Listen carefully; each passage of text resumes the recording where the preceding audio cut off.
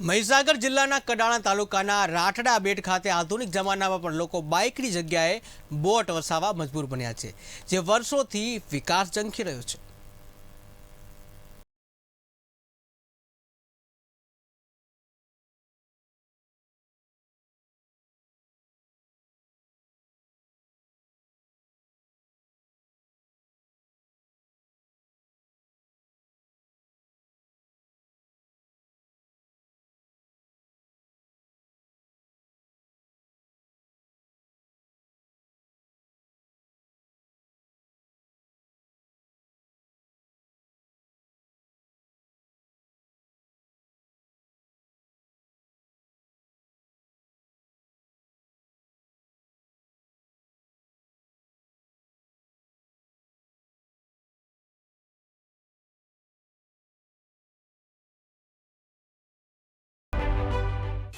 આધુનિક જમાનામાં પણ દેશના અનેક ગામડાઓથી આજે પણ એવી સ્થિતિ છે જ્યાં વિકાસ તો ઠીક પણ તેનો પડછાયો પણ પડ્યો નથી, જેનું જીવતું જાગતું ઉદાહરણ છે ગુજરાત અને રાજસ્થાન બોર્ડરે આવેલા મહીસાગરના કડાણા રાઠડા બેટ, જ્યાં ન તો રોડ છે ન તો બ્રિજ।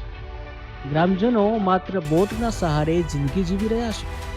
આધુનિક જમાનામાં બાઇકને બદલે બોટ વસાવવા લોકો મજબૂર બન્યા છે। રાખડા બેટ છે। આ ઉડીમાં બાળકોનું ભણવાનું કે આ ગમે તે હોય તો ઉડીમાં આવડ જાવડ કરવી પડે। ઉડી સિવાય કોઈ રસ્તો નથી, બરાબર। તો આ સરકાર કે ગમે તે સામું જોવે તો અમારે રસ્તો થાય। કેટલા લોકોની વસ્તી છે તમારે રાઠડા બેટમાં? 700 થી 800 માણસોની વસ્તી અંદર। અવર જવર માટે ઉડીમાં ગમે તે આ ખાતર હે કે ગમે તે લઈ જવું હોય તો ઉડીમાં જ મેલીને જવું પડે અમારે। એના સિવાય બીજો કોઈ રસ્તો નથી। તો સરકાર કે ગમે તે આ નેતા હોય એ સામું જોવે તો કંઈક થાય, અમારું પુલ બુલની વ્યવસ્થા કરે તો। રાઠડા બેટ ગામે અવર જવર માટે અગવડતાને લઈ અને દિંડોર સાહેબ શ્રી કેબિનેટ મંત્રીએ આપણા વિસ્તારમાં રાઠડા બેટની અંદર પુલની તૈયારી કરી અને જેઓએ આપણને ગરીબોને છેક અંતરિયાળ વિસ્તાર સુધી અવર જવર માટે સગવડ માટેને જેઓ પુલની રજૂઆત કરી અને મંજૂર કરાવી, જેઓ સર્વે કરી અને આપણા છેક સુધી રાઠડાની અંદર વાહન જઈ શકે તે માટે એઓએ પુલની મંજૂરી આપી અને જેઓએ પુલ થાય તે માટે પ્રયત્ન કરી રહેલો છે। ગુજરાત અને રાજસ્થાન બોર્ડર નજીક આવેલું મહીસાગર જિલ્લાના કડાણા તાલુકાનું રાઠડા બેટ ગામ, જ્યાં આજના આધુનિક જમાનામાં પણ લોકો બાઇકની જગ્યાએ બોટ વસાવવા મજબૂર બન્યા છે। છેલ્લા ઘણા વર્ષોથી આ બેટ પર 600 થી 700 પરિવાર વસવાટ કરી રહ્યા છે। આ વિસ્તાર બેટ હોવાના કારણે સ્થાનિક રહીશોને પારાવાર મુશ્કેલી પડી રહી છે। અવર જવર માટે માત્ર હોડીનો સહારો હોવાના કારણે જીવના જોખમે મુસાફરી લોકો કરી રહ્યા છે। કડાણા તાલુકાના રાઠડા બેટ ગામમાં પ્રાથમિક શાળા પણ આવેલી છે, જ્યાં 1 થી 8 ધોરણના બાળકો અભ્યાસ કરે છે। શાળામાં 8 ધોરણ ભણ્યા પછી આગળ ભણવા બાળકો કાં તો અભ્યાસ પણ છોડી દે છે। સામાન્ય કામ હોય તો પણ હોડીના માર્ગે લોકોને જવું પડે છે। લગ્ન પ્રસંગે, બીમારી સમયે, પ્રસૂતિ સમયે કાં તો સામાજિક કામ માટે પણ હોડીના સહારે જવું પડે છે। ત્યારે છેલ્લા કેટલાય વર્ષોથી સ્થાનિક ગ્રામજનો પુલની માંગણી કરી રહ્યા છે। પોઝિશન છે કે અમારે જવાબ આપવાની બહુ તકલીફ છે। કહેવાનો મતલબ કે અમારે બોટ સિવાય કોઈ કશામાં જવાય એવું નથી। હોડી જોઈએ એટલી જોઈએ, બરાબર। પાણીમાં થઈને જવું, આવું રાત દિવસ જવું, આવું કદાચ ના તો બાળ બચ્ચોને નિશાળે મોકલવા, ભાઈ કદાચ વચ્ચે આ તો નાવ હે, કદાચ પાણીનો પવન છૂટી ગયો, કદાચ નાવ બુડી પણ બી જાય, બરાબર। બુડી જાય એ પણ બી ભય રહે, કારણ કે છોકરા કદાચ નાના છોકરા ના સમજે ને, આપણા જેવા મોટા હોય તો બધા સમજે, પણ છોકરા થોડા સમજે। કોઈ બીમાર હોય, કદાચ બીમાર હોય ને અમારે તાત્કાલિક લઈને જવાનું થાય તો બહુ પ્રોબ્લેમ છે સાહેબ। એટલે કહેવાનો મતલબ કે તાત્કાલિક બોટ થોડી પહોંચી જાય એકદમ જલ્દી। કોઈ ગાડી હોય તો આપણે જલ્દી ભાઈ જેટલું ચપલું દવા એટલી ગાડી નાખો। આ બોટ તો કાંઈ આપણું એન્જિન નહીં પોતાનું। આવી પોઝિશનો બહુ છે સાહેબ, પણ અમારે પુલનું બહુ ઘણા બધા કે નેતાઓ તો આવીને જાય, એટલા બધા કે ભાઈ પુલ તમારો મંજૂર કરી દે, અને આમ છે ને તેમ છે ને। પહેલા કહેતા કે 17 કરોડનું મંજૂર થઈ ગયું, અને ફરી પાછું કે ગ્રાન્ટ વધારી, ભાઈ કઈ 24 કરોડની 70 લાખની 80,000 કે એવા કંઈક કર્યા એવું કહેતા હતા।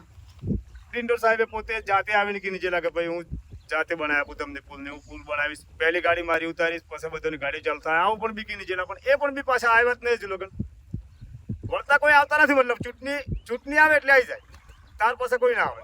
આ વોટ લઈને જાય, ચૂંટાય એટલે પછી પૂરું પિક્ચર, વળતા ના આવવાનું એમ.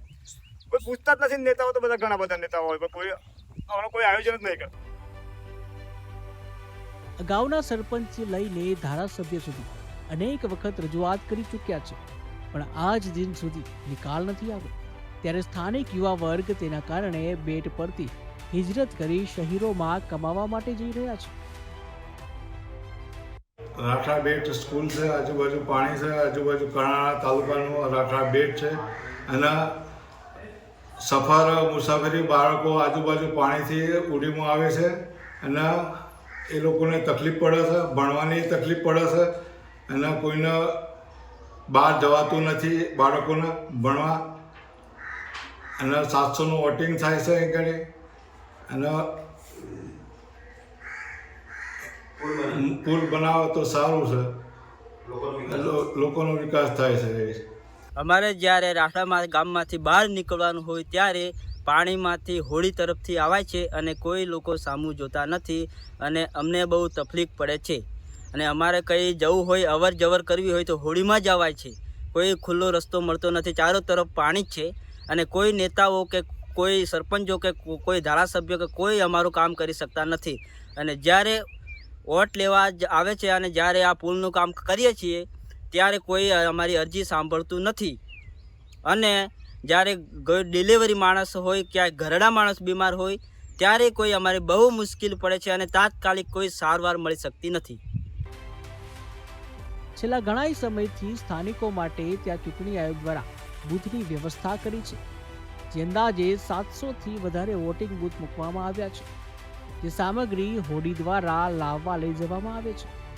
ચૂંટણી આયોગ દ્વારા એક સ્પેશિયલ બૂથ મૂકવામાં આવે છે. ત્યારે આજના આધુનિક યુગમાં પણ લોકોને પારાવાર મુશ્કેલી પડી રહી છે. પુલ બની જાય તો કાયમી સમસ્યાનો નિકાલ આવે તેવી માંગ છે. વિજય ડામોર, KTV ન્યૂઝ ગુજરાતી, મહીસાગર.